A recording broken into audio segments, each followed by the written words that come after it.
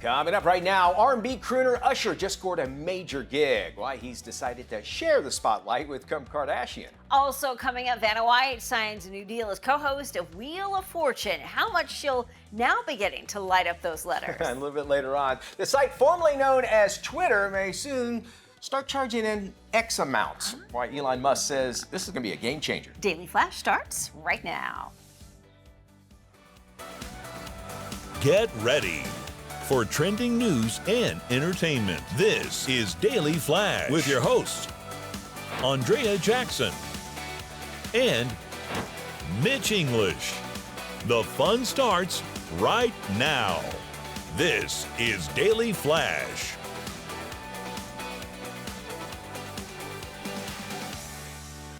Hi everyone, I'm Andrea Jackson. Hi, I'm Mitch English, welcoming you to an hour of Daily Flash. We're going to have some good stuff set up for you today. Got a lot of cool folks we're going to be talking to, especially getting ready for the holiday season. You might want to look at your budget. We got some great ideas that's going to make sure that the end of the year will be the best part of the year. Yeah, also Googlw Barb. We got some intel on Googlw Barb, which is Google's version of ChatGPT. This is interesting. The things that they're doing, a lot of questions are up in the air because of this new service. Okay, so we like to kind of find like the odd jobs on this show. Certainly, we talked about the Taylor Swift job and the Beyonce job. USA Today just came out with another job. Margarita tester job. Done. Yeah. Matt, we've lost Matt to USA Today. And it takes place in Vegas. Done. Okay. And it pays $4,000. Wow, no kidding. I'll figure out the rest. $4,000. Yeah, 7 days. You have to commit to 7 days. Okay. You've got to go to Vegas between November and February, and you've got to find the best margaritas in Las Vegas. So the idea is you've got to judge them on presentation, on flavor, on the quality of alcohol, and you've got to go through the city of Vegas and taste all of the margaritas. So that's part of the gig. They'll pay for your hotel and lodging, and also, money for margaritas, obviously. And then they'll give you an extra $4,000 to be their official margarita taster. I mean, we're going the first week of January anyway, right, Mitch? Okay, yes, so this we're works going to be with at your schedule, right? We'll be there for CES anyway. This is also from the same company that wants to pay you to find the best show to binge on Netflix. Well, okay. Now, I could probably do the latter. Maybe it would be kind of cool to make a hybrid. Maybe both of them. I love that idea. Margaritas and Netflix? Yeah, why not? Instead of Netflix and chill, margaritas and Netflix. Well, it's official. Usher will headline the next halftime Super Bowl show at Allegiant Stadium in Las Vegas. The NFL, Apple Music, and Rock Nation confirmed the news with a video featuring the Confessions singer and Kim Kardashian. Kim made headlines recently when she went to see Usher perform at his residency in Las Vegas at the MGM. The 44-year-old singer thanked his fans and everyone who made the opportunity happen. This will mark Usher's second time performing at the Super Bowl. In 2011, the Grammy winner was a guest during the Black Eyed Peas halftime show. And what a lot of people don't know is that you have to pay to be on the halftime show. And Super Bowl's in Vegas. He's got a residency in Vegas, so it's the perfect fit. Well, not only that, and that day he is announcing his brand new album release, Coming Home, which is going to be coming out there as well. And it made sense. Like Apple Music, he did the promos for. I'm sure Apple has something to do with making sure that they pay the upfront charges. I imagine on that. Because, I mean, that's obviously the best time to really have the world seeing your product is during the Super Bowl. There's no doubt about that. And that includes the halftime. The last few shows have been a little bit bizarre. It's kind of like, I just want to be entertained and show me some music. Yeah, I agree. So there's all this hype, and then you see them and you're like, really? Because it was Rihanna and The Weeknd were the last two. Granted, The Weeknd was a COVID thing. Yeah, but even his show was a little bit out I thought Pink, didn't she jump from the top of the building? I think it was in her. No, that was Lady Gaga. Oh, yeah. Well, anyway, I mean, that's impressive. That's the kind of stuff I want to see. Exactly. Right? I just got to remember who the artist is, right? Well, she has a job that many of us would love, but only one person gets to do. Vanna White has agreed to co-host Wheel of Fortune for at least 2 more years, and she will be getting a hefty paycheck for her magic touch. The 66-year-old just received a substantial pay increase from her current $3 million a year salary. Word has it the longtime host had not received a raise in more than 2 decades. Meanwhile, Pat Sajak, who announced his departure from the show in June, has reportedly been taking home $15 million per season. Per season.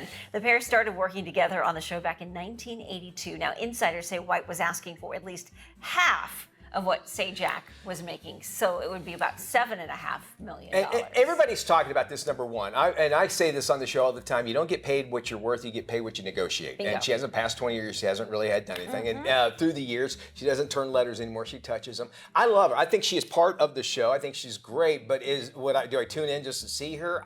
I don't know. No, I don't think I do. I mean, I think the show is what it is, but it would not be the Wheel of Fortune without it. Does that make sense? But to me, the Wheel of Fortune is Pat and Vanna. Right. And not to take anything away from Ryan Seacrest, who will be the new host, but to me, that's kind of the package deal. Like, you tune in to see them because they're just like these two icons and part of this game show. 20 years not getting a pay raise altogether. It seems like your agent needed to be doing a better job at something, at least on some kind of a little piece of the action as well. And then to say, hey, look, I want half of what Pat made at least and it came at a perfect time, right around during the writer's strike where they need reality television. And not to take away anything that Vanna does, because she is certainly a draw to the show, but to make $7 million for touching some lights and wearing beautiful gowns. I mean, more power to her if she can negotiate that. Bravo. So but maybe she realized, and to me, she seems like she's somebody that's very down home. I interviewed her once, extremely nice, unbelievably nice. She just said, you know what, I'm happy. I don't want to ruffle the feathers. I want the show to be a success. Also, somebody wanting his product to be a success is Elon Musk. He owns X, formerly known as Twitter. He said that he might be charging everyone who uses the social media feed, formerly known as Twitter. Musk said that the company will likely move to a small monthly fee system in an effort to rid the platform of bots. Since Musk took over the platform last year, the company has been pushing its users to subscribe for $8 a month or $84 a year, which is some big cash. Current subscribers can use the edit button, write lengthy posts, and use longer videos. They can also limit ads and highlight certain topics. Verification, along with the blue check mark, is also part of X's new subscription service. What you see in X, that means you're paying to be on there too. So it kind of tells you if you should, when you follow something, hey, this guy's is paying to be on this. I would be surprised if more of these social media companies go this way. I think it's going to happen. Because they're, especially with the bot situation, I think he's got a point there, because the bots can get around those stupid CAPTCHA things. Yes, right, which is crazy, they right? They can get around a lot of things. So I think even charging 99 cents a month might be worth it if you can clear out the system. It's the drug dealer concept, which is give it to them free. They need it, they want it, then you make them pay for it. Right, and free for 10 years. And it's like the binging of television shows. You used to be able to binge all the episodes; they'd release them all at once. Now, have you noticed? They've scaled all of that back, and it's just one episode a week.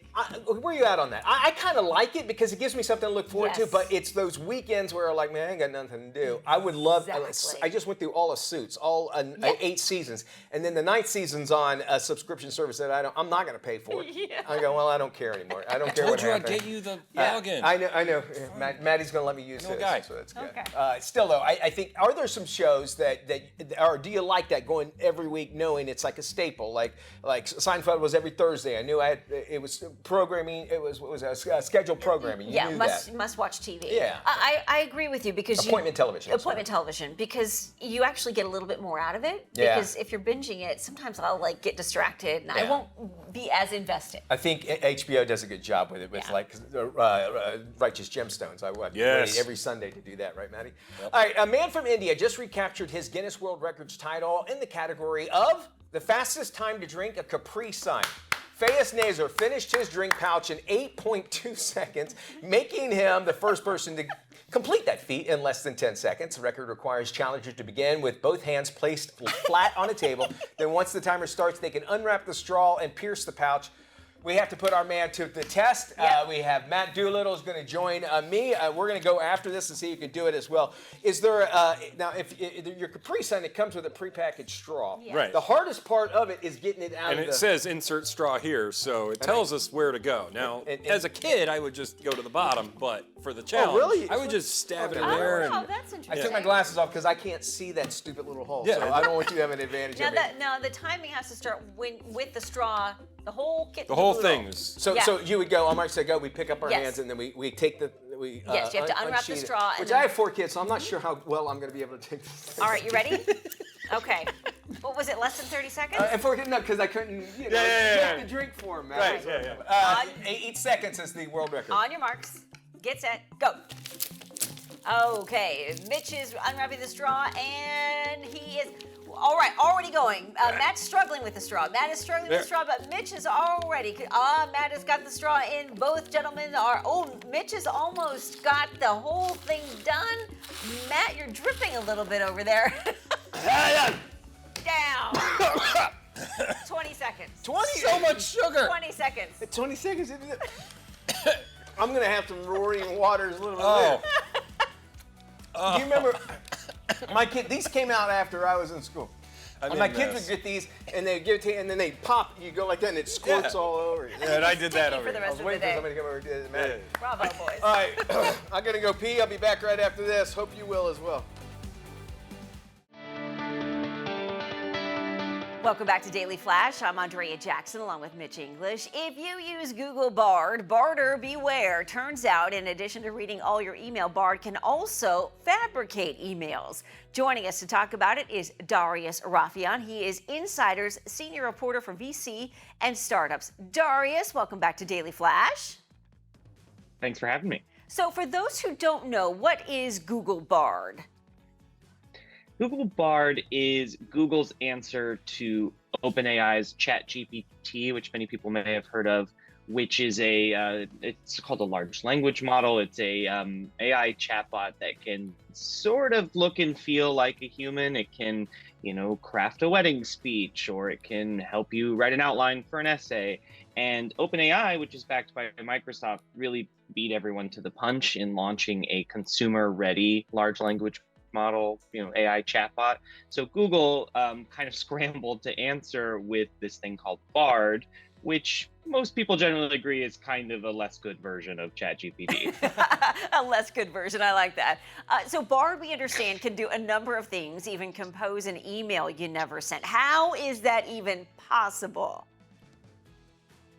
It's possible using a giant complex thing called a large language model, which I'm not going to claim to understand all the ins and outs of, but it's essentially a very big statistical model that can predict what a human might do based on reading millions and millions of existing pieces of data, like existing emails. The thing that Bard does differently, or what Google is hoping Bard's competitive advantage will be, is that it has access to all of the existing Google services, like Gmail and your Google Calendar and Google Maps and travel. So they're hoping that it can be sort of like a personal assistant that can integrate seamlessly into your life. Whether or not it's actually going to work that way, I think is yet to be seen. When it comes to a level of powerful on the scale, how does Google's AI compare to ChatGPT and the others? I mean, this often sounds like a sort of a souped up version of Siri too. It's hard to keep track of them all. Well, and that's a really good point, because there is an interesting trade-off where the more powerful it is, the more expensive it is going to be to run on the company side, the more hardware it's going to require, the more, graphics cards, those sorts of things. So Google's Bard is actually a little bit less powerful than ChatGPT, and they're kind of trying to catch up on that front. But they're also hoping that in some ways that makes it a little bit more manageable. So there's sort of this trade-off between power and practicality. Darius, let's talk about privacy, because this has been a big part of this AI conversation. Is privacy at this point a foregone conclusion? This is something that obviously is a very prominent issue here. Google already has a lot of sort of privacy concerns built into its very business model. And there has already been some issues of conversations with Bard ending up in Google search without them being intended to. Now, Google has really reiterated over and over that, anything that you plug in here is going to be protected. It's not going to go in front of human moderators. You don't have to worry about it. They say, ending up where you don't want it to. But I think that it's a big unanswered question for any of these large language models. How much of what I'm putting into it is being used to train the model? How much of it is ending up and leaking out into places that I didn't expect? And I don't think anyone has a definitive answer to these questions. I think Google is trying to reassure people, but we'll see. We heard someone ask Bard to read all of their email and analyze them, and then Bard came back and said, "Be worried about your future." So, well, I mean, I'm concerned about this. What's your response? Yeah, I mean, there's also been instances of Bard creating hallucinating emails that weren't even in there. I don't think that we should place too much stock in the psychological diagnosis of these large language models, because at the end of the day, they are just sort of complex statistical equations trying to predict, the next word in a sentence, much similar to sort of autocorrect on Google, but a million times more powerful. So these large language models have been known to it's called hallucinating, and they have been known to sort of come up with stuff that that seems to come out of nowhere. I mean, there was a very famous case of ChatGPT telling a New York Times reporter to leave his wife because it was in love with him. I don't know how much to really place, how much stock to really place in these, because these aren't, at this point at least, sentient machines. They really are just very complex statistical equations, really. The key phrase there, you said at this point. At this point, right. Yeah, well, it's I don't think anyone can say exactly when we reach sort of a Terminator post-apocalyptic scenario, but that doesn't seem to be imminent at this point. What are some of the things people are asking Bard to do for them, just out of curiosity? Yeah, I mean, people have posted about, asking it to tell you who are the most emailed people in your inbox. Who are you missing emails from? Can you craft responses to some emails? Can you plan a vacation for me? Can you tell me how I can manage my time better? I mean, people are trying to use it for all these sorts of things, but at least anecdotally, people have written and posted about it leaving a lot to be desired in terms of seamlessly integrating into people's lives in that way. We just have about 30 seconds left, Darius. How can you disable Bard? Well, by default, a lot of these Bard extension services, which dip into your email and your maps, are not actually activated by default. You actually have to go into the settings and turn them on. And at this point, they're still being called an experiment. So by default, they're not there. It's only for people who want to become test subjects in this experiment. Darius, thank you so much. For more information on all of this fascinating info on Bard, head to dailyflashshow.com. Or just have Bard do it. Or just have Bard do it, yes. Very good. There you go. It is a frightening future we face. It really Mitch. is. And if you just think about this, Google last Wednesday just turned 25 years old, so you can imagine what it's going to be like in the next 25. Wow. Welcome back to Daily Flash. In this week's Boss Lady, we want you to meet Mindy Machock. She is the co-founder of Zen Dogs Therapy Network. Her mission to bring peace, joy, and tail-wagging love to those who need it most. Please welcome Mindy Machock to Daily Flash, along with Woody, one of her wonderful dogs. Mindy, how are you? I'm great. How are you this morning? Very good. So let me start with this question. How did you first get involved with therapy dogs? All right, well, my husband was in the hospital. He needed to have a double lung transplant. So we were having a particularly challenging day, and I needed to kind of regroup. So I left the room. I went down in the lobby of the hospital, and there was a woman standing down there, and she had a therapy dog. And she said, "Hey, do you want to pet my dog?" And I said, "Well, sure." So I went over, and I patted the dog, and it instantly took me to a lot better place. I was able to collect my thoughts and focus on, what we were dealing at hand there. So I decided right then when I got another dog, I was going to train it to be a therapy dog so I could actually give back to the hospital that had given me 8 extra years with my husband. Ah, that's a terrific story. You've got Woody right there in your lap. What makes Woody such a good therapy dog? Tell us about him. Well, first of all, she loves people. You can't really train a dog to want to go up to people. You can make them comfortable with it, but they need to want to have that attention from strangers. She's very loving. She's very intuitive. And I've trained her. It's a long process to kind of train them. You need to really socialize them and make sure that they're comfortable with all different kind of situations.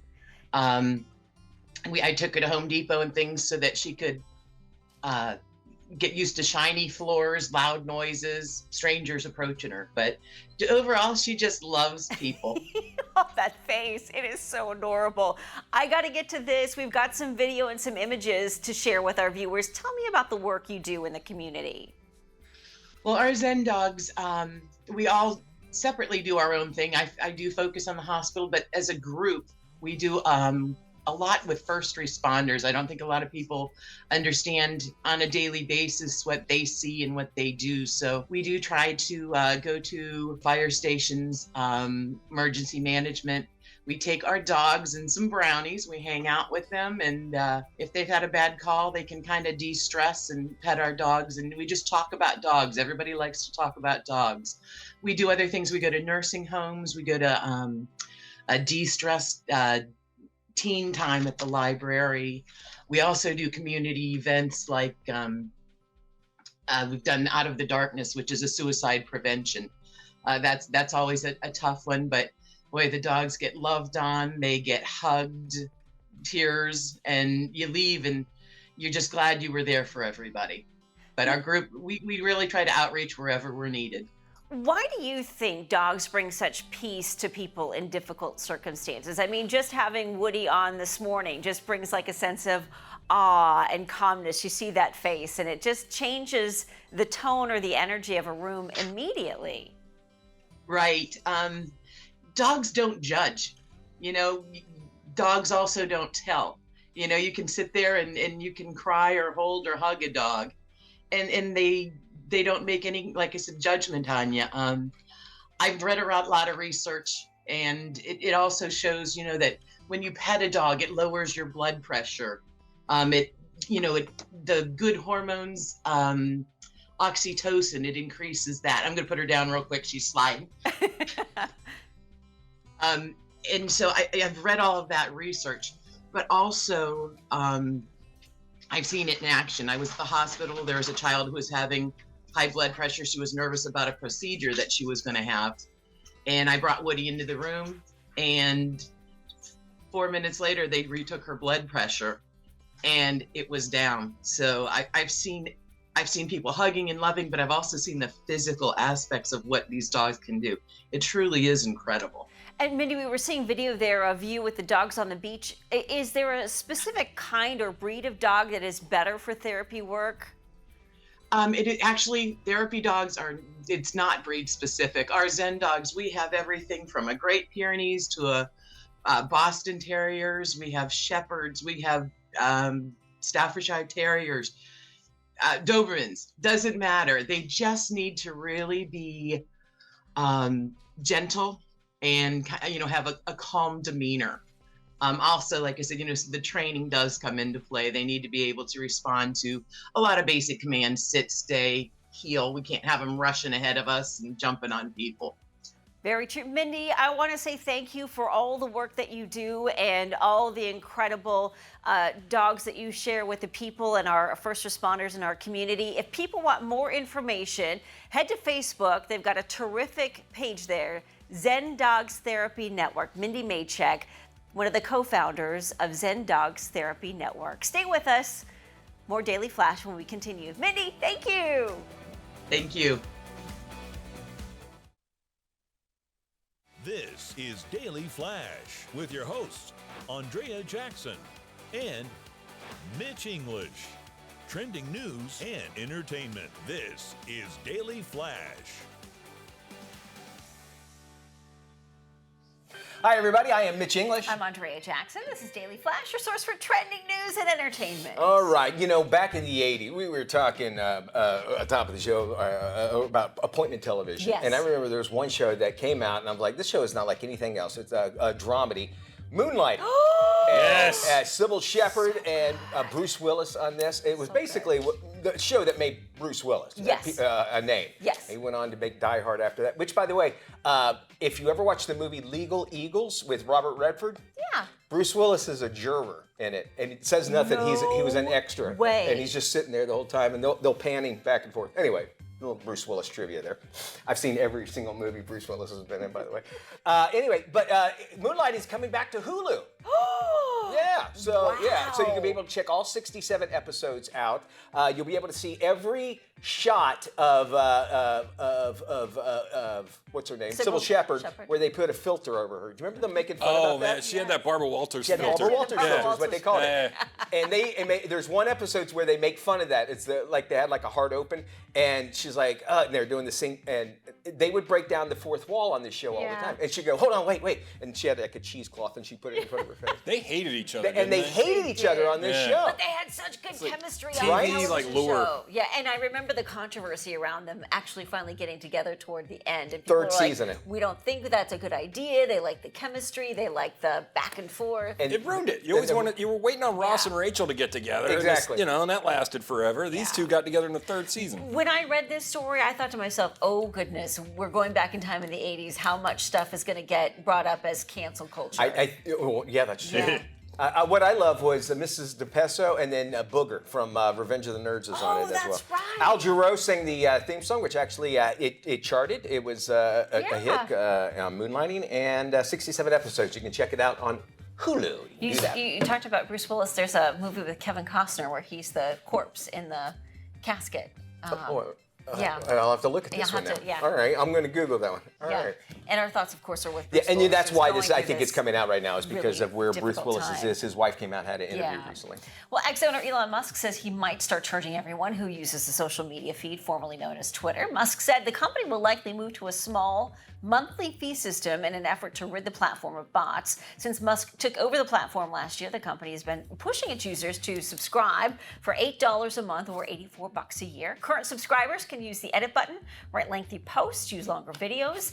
They can also limit ads and highlight certain topics. Verification along with that blue check mark is also part of X's new subscription service, and I think a lot of these social media platforms are going to be going this way. When you want a different level of service on your social media feed, you're going to start having to pay more for this stuff. I agree, and there's so many that are out there. I always looked at Twitter pre-Elon Musk come by. Basically, it's just an echo chamber of people that were just wanting to spew what they believe, and people that listen and follow along are like, yeah. Well, you're not really learning anything if you're only following the people that you agree with. And it became too political, and I just kind of got off. I think when he came on, a lot of that political stuff went away, and then we also found it was a little bit of persuasion being used there through the politics of the election. Omission. Or even omission, censorship by omission, where they won't allow you to say something, or they won't allow that particular story on that social feed. Yeah. But they're also kind of moving into a different direction of posting full-length television shows, videos. I think they're going to have You've got the Tucker Carlson. You've got I think Joe Rogan might be heading in that direction for Twitter. A number of these high-profile celebrities that are talkers are going to get an hour's worth of a show on Twitter. And you'll be able to kind of comment along as you're watching it as well. The Super Bowl is going to have ushers this year. One big one, too. And Usher. He's going to be headlining next halftime at Super Bowl show in Vegas at Allegiant Stadium. The NFL, Apple Music, and Rock Nation all confirmed the news with a video featuring the Confessions singer with Kim Kardashian. Kim made headlines when she went to see Usher perform at his residency in Las Vegas in MGM. She just made headlines by going there. I mean, imagine that. 44-year-old singer thanked everyone who made the opportunity happen. It's going to mark the Usher second time that he's been at the Super Bowl. Back in 2011, he was there with the Black Eyed Peas halftime show. Very cool. Looking forward to it. We are going to get you ready for the holidays financially. Got some great tips, ideas, and so much more right here on Daily Flash. Stick around. What is KSA Entertainment? It's trending news, entertainment, lifestyle, KSA Entertainment. culture. It's love. It's food. It's family. KSA. It's life. It's shopping. It's empowerment. KSA. KSA Entertainment. It's fitness. It's travel. KSA. It's fun. It's engaging. It's Daily Flash. Daily Flash Latino. Life, love, shopping. This is KSA Entertainment.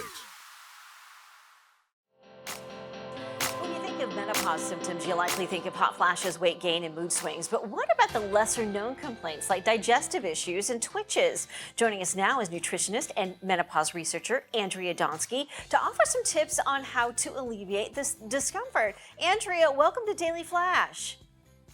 Thank you for having me. It's so nice to meet you. So there are 3 unusual symptoms of menopause. Let's start with the first one, digestive issues. What happens and what can we do about it? So over 50% of us experience some type of digestive issue. So it could look like gas or bloating, loose stools, constipation, indigestion, cramping, or just having food sitting in your stomach. So what we can do to help our digestive issues would be to chew our food really well. Chew 30 to 40 times until it's like a liquid or a mush before swallowing. The other thing you can do is take a deep breath. When you take a deep breath, it stimulates the parasympathetic part of our nervous system, which is also known as rest and digest. You don't want to eat and drink at the same time. That dilutes our digestive enzymes. And make sure you're getting enough fiber, 25 to 35 grams of fiber a day from our foods like fruits and vegetables, legumes, complex carbohydrates, as well as nuts and seeds. The issue is most of us are only getting about half that amount. So what you can do, you can supplement with something called Fiber Us. Fiber Us is a prebiotic soluble fiber that contains 6 grams of fiber per serving. It completely dissolves in under a minute. You can add it to any food or beverage, hot or cold, and it contains one ingredient. It's called sun fiber, guar fiber. That's it. And it works really, really well, and it works quickly. The second on the list is cardiometabolic changes. Talk to us about that one. So as we go into perimenopause and menopause, we might see increased levels of these cardiometabolic changes like blood sugar levels, triglycerides, cholesterol, blood pressure. Similar to Syndrome X or metabolic syndrome, a common denominator for all of these is prediabetes. So we really want to support them as best as we can. Thymoquin is a black seed oil that's standardized to 3% thymoquinone. Its active ingredient is thymoquinone is the active ingredient that's responsible for many of the health benefits. It's the highest quality black seed oil on the market, and it works really quickly. It helps to support these cardiometabolic markers in as little as a few days, including blood pressure in the healthy range. Andrea, let's talk about the third one on the list here, eye twitches and muscle spasms or even cramps. So in general, that's due to a lack of magnesium. So as we go into this phase of life, we're more prone to stress and not even handling stress as well as we used to. When we're stressed, we deplete magnesium. When magnesium is depleted, we become more stressed. So it becomes this vicious cycle.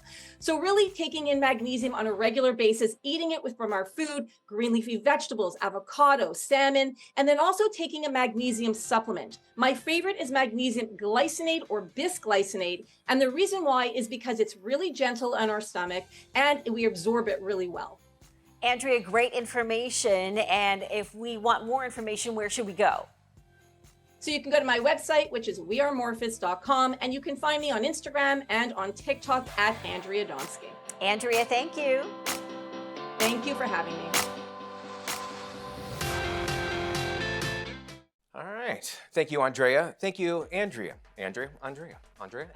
Hey, we want you to see Andrea Jackson on our website, as well as me and Matt and the whole crew. All you have to do is check out our website at dailyflashshow.com. By the way, you can also go there and find all the things you need that we talk about on the show. We're also on social media. Grab that camera, put it up there to the screen right now. Magic will happen, but you got to use it. That's that QR code, and it'll take you to get you all that information, so much more.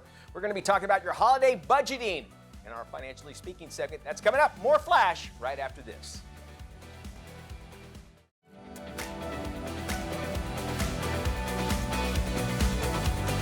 Hey, welcome back to Daily Flash. Let's get financially speaking, shall we? With the holiday season a month away, I like to get into my festive mood, and sure, I get the sweaters. But for Mitchmas, it's a very special day, especially today. It's a lot of fun. A lot of financial stress, however, comes with the holidays. And teaching us how to better prepare for the holiday spending is the sassy accountant, Shantal Williams, with a pretty smile and such great information. Yes. You know, it doesn't have to be stressful, does it? It really does not. It really doesn't have to be stressful. You know, and you know, we hear the whole things like, you know, watch your budget, you know, Yes. The beginning of the year is going to be much worse if you don't. But you got some great ideas how we can go through this holiday, stay financially secure in Yes. what we're doing. And it's not too terribly hard to really to get to that point. But Right. before we even jump into that, we got to do even more important stuff. Okay. The sassy accountant, where did you Yes. get that name, girl? So my mentor, he gave it to me. He said, you know, you're one of the youngest people I've ever mentored before, and you have such a sassy approach every time I ask you a question. Okay. Now I'm expecting that now, okay? So, you know, I'm getting better. I'm getting better. Girl, you can be sassy. It's all good. All right. So as we move forward, where do we start with actually the holiday budgeting? Is this something we should have been doing back in February? Or? When it comes to holidays, you can also like get caught up in how do you spend? Are you getting a gift for mom? Are you getting a gift for everyone? Are you participating in the Christmas holiday activities with your job or your employer? And so you don't want to get caught up in trying to give everyone a gift. Okay, so should it be, when you say budget, total budget, or I'm only spending $20 on each person, or could it be a hybrid of something like that? So technically you should be following like a 50-30-20 rule anyway with your money, right? Okay, tell me that. So 50% is all your bills, 30% is your leisure, 20% is savings and tithes, right? So you only have 30% of your real budget you actually can play with. So of that 30% of the budget, how much are you giving away to everyone else? Okay, now your 30% might be different from mine, which is actually your first step, which actually is understanding your financial situation. Correct. You have to go look at maybe what's about to come, like later in the year. Tell me, how can we break those down? So you know what your regular bills are every month, right? But you also know that during the holiday times, we have Thanksgiving dinner, we have Christmas dinner, we have New Year's dinner, we have family coming and going. So because we have all of these things happening, what does that look like? Are you paying to stay with someone, paying to stay in a hotel? Yeah. Or are you staying with a family member? Are you driving? Or are you flying? What does that look like? So you have to really plan ahead. So if you're going to travel, at least have a budget for traveling expenses as well. That's something I would never even think about, because you're like, oh, yeah, you're going to imagine, until we can just appear somewhere, then we have to worry about it. You say a realistic budget. Mom, I want this. Oh, you'll get it for Christmas. Is that part of it? Meaning, like, when you have that realistic budget, what is a realistic budget? A realistic budget is that 30% again. Okay, so what does that look like in your life? For me, that 30% might be $3,000 a month. For you, it might be $5,000. For someone else, it might be $500. By the way, it's not nowhere. Sorry, Jackson. Sorry, Shantal.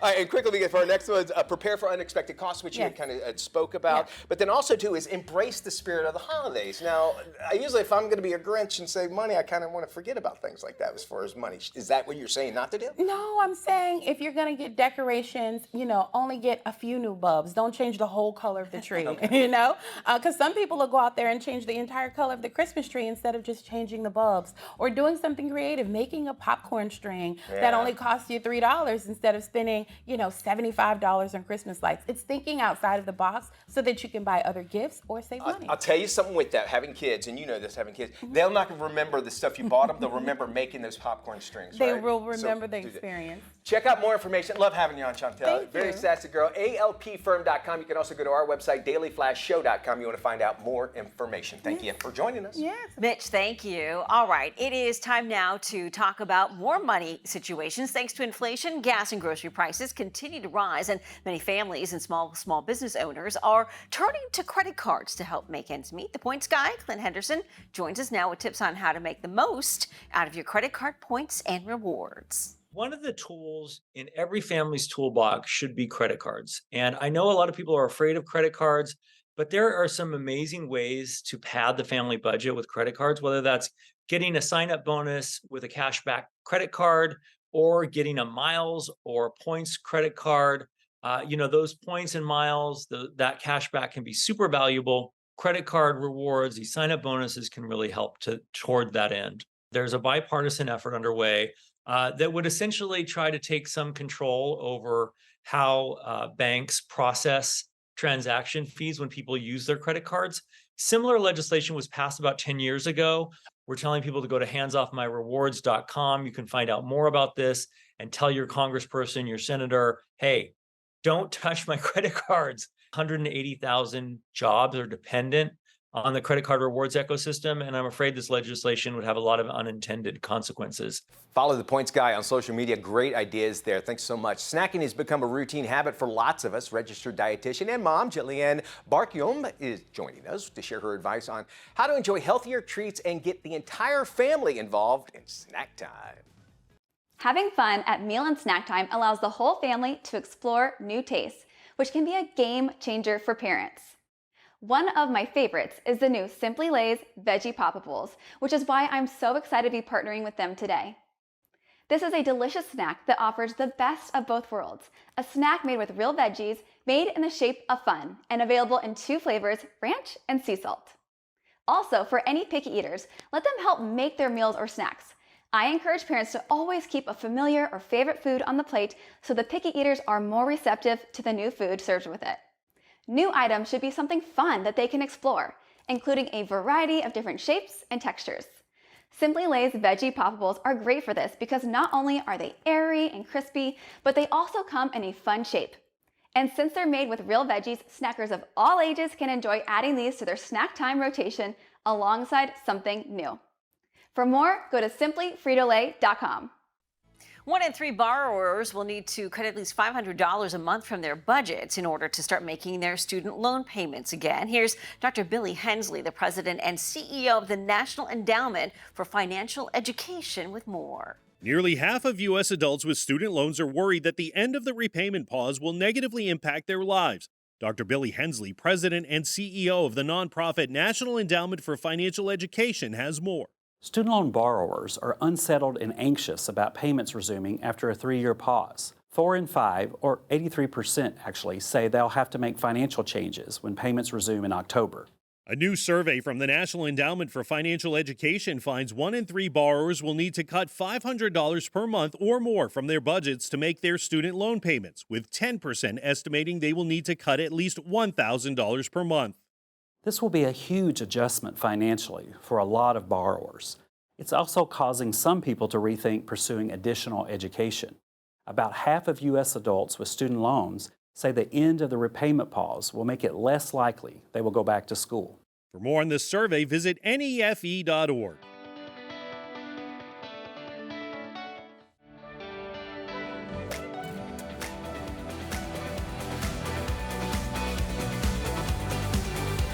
Hey, welcome back to Daily Flash. Hey, last week we had for our House for Sale segment, we featured amazing dream properties that had just hit the market. We had so many people actually wanting to see more of a stunning mountain retreat in Loveland, Colorado. We said, let's bring it back and show you here again. Check out this 9,100 square foot home. It sits on 140 acres. It features 5 bedrooms, 8 bathrooms. More bathrooms than bedrooms are always a good thing. That seems to be the way they're going. I think you're right. It was all built to resemble, if you look at the pictures, kind of a 4-season resort.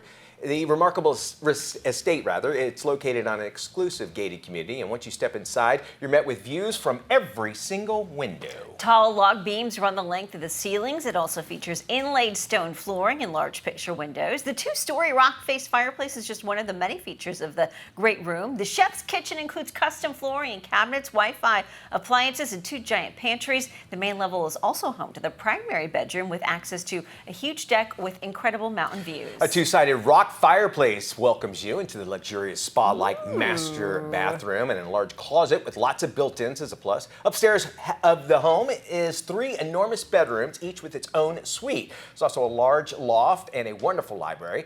Lower level, get your gym workout in there. It's got a whiskey bar. I'll have fun with that. Also with a wine cellar and a home theater. And did we also mention, check this, indoor saltwater swimming pool. You'll also be able to park your cars with an oversized 4-car garage. You will also find a beautiful laundry room on every level. It's listed for a whopping $5,995,000. Be sure to schedule a tour.